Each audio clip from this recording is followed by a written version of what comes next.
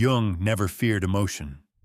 He feared precision without conscience when empathy stops being a response and becomes an instrument. He called it architectural empathy, and he claimed it appeared most clearly in the rarest psychological structures, INTJ and INFJ empaths.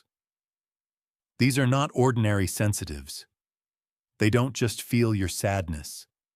They trace it through the corridors of your memory and into the blueprint of your soul.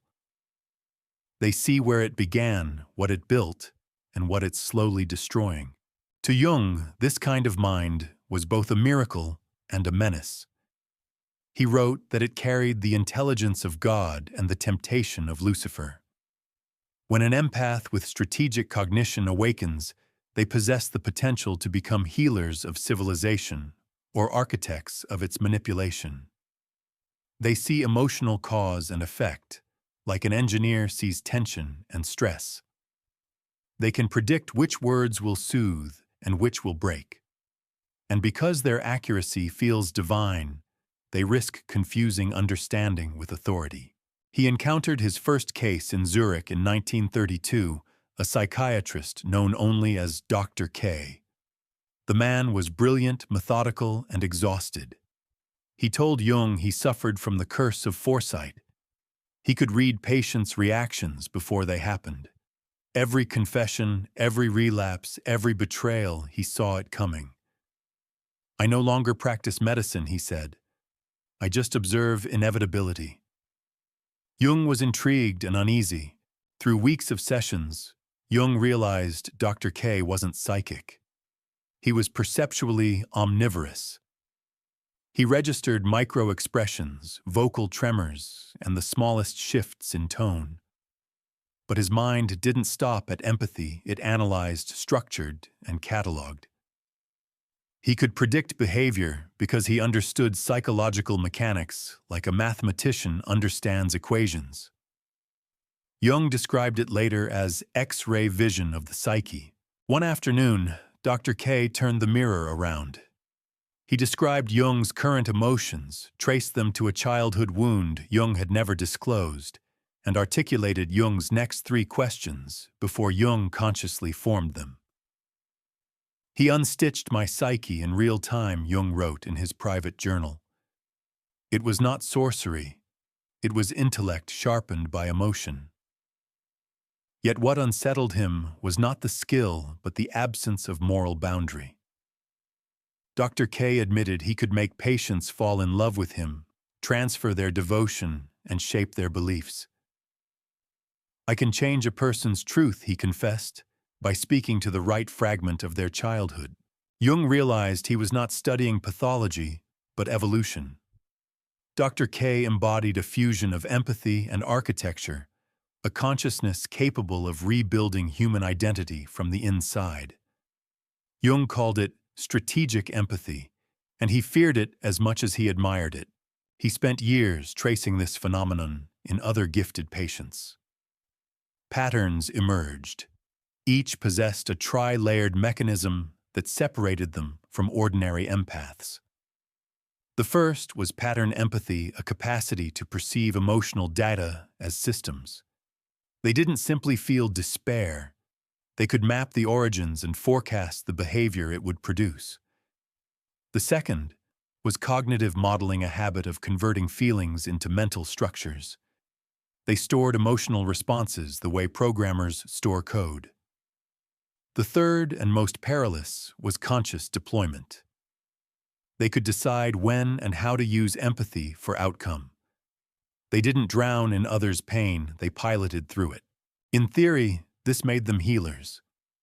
In practice, it made them dangerous. They could comfort or control, inspire or destroy, without ever crossing the line of overt manipulation. They appeared kind. They appeared understanding. But under stress or ego inflation, the very same functions that made them compassionate could make them tyrannical. Jung recorded how ordinary people reacted to them. Most felt drawn at first, then afraid. He named this reaction the transparency effect. Social life, he explained, relies on unspoken blindness. We pretend not to see too deeply, and in return others do the same. It maintains equilibrium. But the INTJ and INFJ empath violates that contract. Their perception cuts through pretense. Others feel read, exposed, decoded. Some respond with awe, others with rage, but nearly all respond. They know things they should not know, one subject complained. Jung wrote that such discomfort was instinctive, a primitive defense against psychic transparency. People with hidden motives feel hunted. People craving love feel magnetized. Those with disordered personalities, especially narcissistic or psychopathic structures, feel both. They sense that this empath sees them fully, and it ignites a battle for psychological dominance. Either they must control the empath or flee from them. Many INTJ and INFJ empaths find themselves surrounded by volatile relationships, not by accident, but by design of unconscious attraction. The paradox was cruel. The gift meant to create safety often produced threat. Jung called it the mirror curse. When someone can see your true reflection, you stop feeling in control of yourself. Around such people, even kindness feels invasive.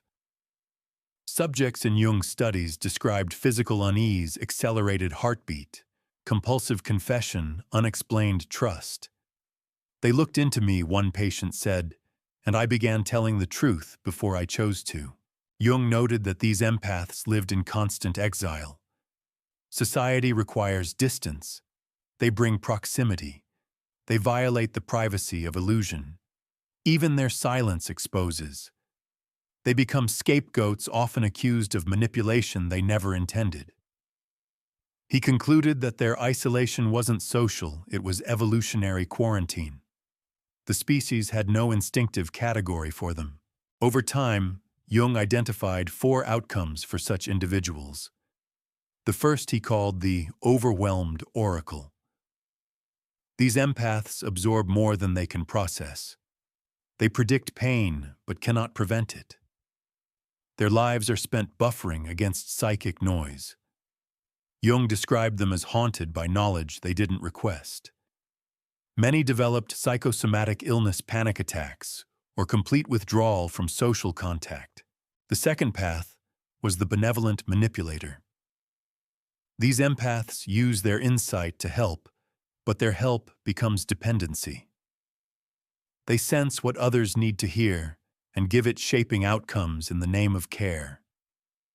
Jung warned that they often convince themselves they are healers while unconsciously feeding on control.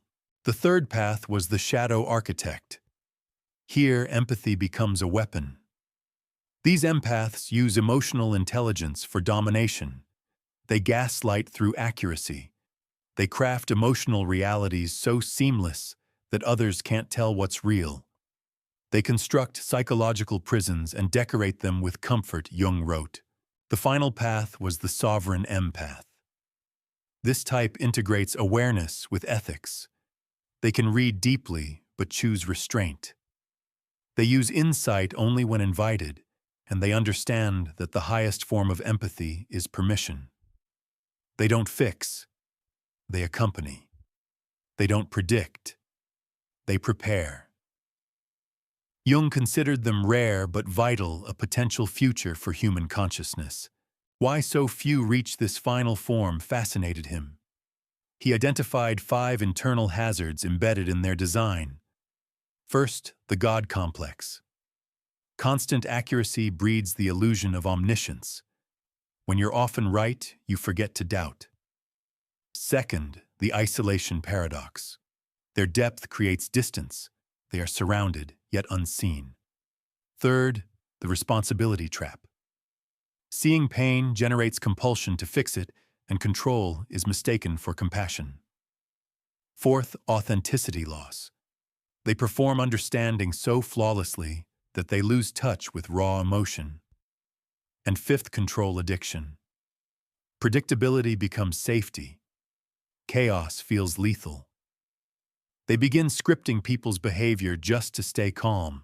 Jung noted that all five shared a single root ego inflation through empathy. The empath forgets they are human and begins acting as if they are fate itself. To protect against that corruption, Jung developed what he called the integration formula. It wasn't therapy, it was discipline. Phase 1, shadow confession. Name the pleasure in being right. Record every moment you used empathy to feel superior. Recognize the pride of indispensability. Phase 2, selective vision. Practice choosing not to read. Deliberate blindness trains humility. Allow friends to keep secrets. Leave silences unexplored. Phase 3, the healer's code. Never analyze without consent. Offer mirrors, not commands. Guide only when asked. Phase 4, rehumanization. Feel without purpose. Create art that serves no function. Spend time with people you cannot analyze. The goal is not ignorance, it's innocence recovered. Jung believed the integration formula transformed power into service. Without it, empathy turns into surveillance. He warned that the INTJ and INFJ empath must learn to coexist with imperfection, to let others be mysterious. Mystery, he wrote, is the sanctuary of the soul. When you destroy it, you destroy love. Even integrated empaths face a world that fears their vision. Jung encouraged them to find each other. Mutual understanding, he said, is their only cure for isolation. When two such minds meet, the transparency becomes mutual. Discomfort turns to relief. Together they form a laboratory for consciousness itself, a space where seeing deeply no longer feels like invasion but belonging. He predicted that in the future, such individuals would serve as translators between unconscious and conscious humanity, bridging intellect and compassion. But only if they remain humble. The light that heals, he warned, is the same light that blinds. Jung often said that the true laboratory of empathy isn't the clinic, it's the relationship. Once the empath steps out of observation and into intimacy, the experiment begins. What he discovered was both ordinary and terrifying. Even love cannot survive unchecked perception. To see another too clearly is to dissolve the illusion that sustains affection. He observed this most dramatically in the INTJ and INFJ types. Their minds don't rest. They analyze tone, timing, posture, silence. They search for consistency and instinctively diagnose the inconsistencies. Their love becomes a psychological audit. They do not fall in love, Jung wrote. They study the architecture of affection until nothing remains unknown. At first, this produces closeness. Partners feel profoundly understood. But understanding without mystery is exposure, and exposure breeds discomfort. Jung divided the common relational patterns into two categories: collapse and coherence. Collapse begins with what he called the consciousness gap. One partner perceives through intuition and systems the other through impulse and emotion. The empath explains meaning, and the other feels managed. They accuse each other of the same thing: you're trying to control me, versus you refuse to understand. The argument never ends because both are right. The more the empath clarifies, the less free the partner feels. The more the partner resists, the more the empath tightens control in the name of communication. The second collapse point he labeled uninvited surgery. The empath tries to fix pain that was never consented to.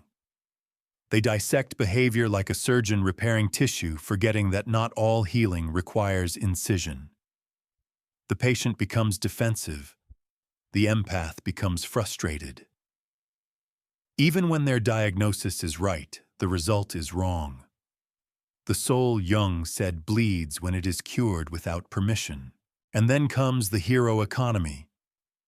The empath's value becomes their usefulness. When they stop analyzing, their partners feel abandoned. When they analyze too much, they feel suffocated. Either way, the empath is trapped performing significance. They are loved for function, not for being. Jung saw very few relationships survive these patterns, but those that did shared 4 traits. First, mutual transparency, both partners able to witness and be witnessed without humiliation. Second, intellectual partnership analysis becomes a shared game, not a one-sided sermon. Third, creative collaboration, using insight for building, not fixing. And fourth, shadow, comfort, the capacity to speak about darkness without shame or projection. These were not ordinary relationships, he said, but psychological alliances, 2 laboratories learning to hold truth without breaking love. He also described what inevitably returned, even for the most self-aware empath's temptation. The forms changed, but the gravity stayed. The first was the savior instinct. Empaths want to redeem suffering. They cannot stand watching pain they understand. But every rescue replaces free will with relief. Jung taught that the rescuer always becomes the captor and the saved one a mirror of helplessness. The second was intellectual superiority. The empath's insight becomes a measuring stick. They start mistaking clarity for evolution, equating wisdom with worth. They forget that knowledge does not equal kindness. This was the birth of the spiritual narcissist, the one who explains rather than feels. The third was outcome addiction. Once an empath learns to predict behavior, they become allergic to uncertainty. Life must fit the model or they panic. Control replaces curiosity. The relationship becomes safe, dead, and precise. The fourth was authenticity loss. When you can read everyone, you start editing yourself to match the environment. Every room becomes a mirror hall. You forget how your unfiltered voice sounds. Jung called it empathic dissociation. They feel all emotions, but own none. The solution was not denial, but discipline. He wrote that every empath must cultivate holy ignorance, the sacred decision not to know everything. They must protect mystery the way others protect truth. Because without mystery, he said, the soul cannot rest. To guard both sides of the empathic equation, Jung composed what he called the protection litany, a set of unwritten rules for those who either are empaths or live beside them.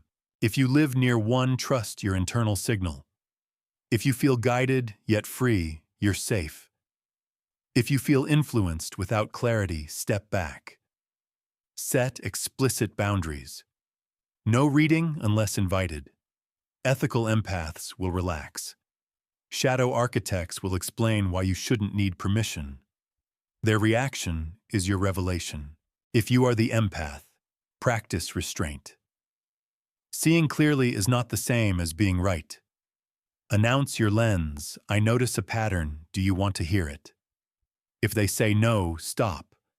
Test your effect. If people become more autonomous after your presence, you're guiding. If they orbit you, you're ruling. Power you cannot choose to stop using is no longer a gift, it's possession. Jung's late notebooks reveal how far he took this. He began connecting empathy to evolution itself. He believed these hybrids, part visionary, part analyst, represented the next stage of human consciousness. They were bridges between emotion and intellect. They see both chaos and pattern, he wrote, and thus can translate between worlds. He predicted 2 possible outcomes for such a generation. Integrated, they would lead humanity toward collective individuation, a world that finally understood its own psychology. Corrupted, they would create ideological cults, weaponizing emotional patterning for mass persuasion. He compared them to mirrors that could either illuminate or hypnotize entire crowds. In one set of lectures, he pointed to history. There were healers like Carl Rogers who practiced empathic restraint, mirroring rather than directing clients. And there were charismatic manipulators who shaped followers' beliefs through psychological precision. The difference wasn't knowledge, it was humility. The light is identical, Jung said. Only the motive changes. His model for the empath's maturation resembled a 5-stage evolution. Stage 1, the overwhelm crisis when perception floods and isolation begins. Stage 2, the intoxication of power when control feels like protection. Stage 3, ethical conflict, when they must decide between service and superiority. Stage 4, boundary mastery, when they learn to open and close empathy at will. And Stage 5, authentic integration, when they feel deeply without analysis, lead without manipulation, and perceive without rewriting. This, he said, was sovereignty, the point where power bows to conscience. Even then, maintenance was mandatory. He prescribed solitude that isn't analysis creativity without purpose and friendship with those who are not afraid to contradict you. Every empath, he wrote, needs a reality strong enough to resist their perception. He also warned against the savior complex, returning in spiritual disguise. Helping too much, he said, is the shadow's favorite costume. To remain balanced, the empath must return regularly to ordinariness, to cooking laughter, simple imperfection. These acts reintroduce friction, and friction keeps empathy human. Only the human, Jung said, protects the divine from pride. In his final writings, he speculated that such empaths were cartographers of the invisible souls, designed to understand the mechanics of consciousness itself. They could sense emotional cause and effect, like a musician hears harmony. But he knew what happens when art becomes arithmetic. If love turns into calculation, he wrote, it loses its soul. He closed his notes with a paradox that defines every INTJ and INFJ empath. You are built to see what others hide, but you must never use that sight to take away their choice. Vision becomes holy only when it protects freedom. The most dangerous empath, Jung concluded, is the one who sees without mercy. The most evolved is the one who sees and still chooses gentleness. If you recognize yourself here, if you read people like patterns and carry the weight of that awareness, remember this. Your power is not in prediction, it's in patience. You were not designed to control outcomes. You were designed to reveal possibilities. Architect or jailer, healer or manipulator. Both live in you. The difference is the moment you choose silence instead of certainty. If this resonates, type, I see the architecture. Not as pride, but as promise. Your perception was never meant to dominate, it was meant to guide. The world doesn't need more mirrors of judgment. It needs mirrors of mercy. Stay awake. Stay humble. And when you see the pattern, don't rush to rewrite it. Learn to let it breathe. That restraint, Jung said, is what turns empathy from danger into destiny. See you in the next dimension.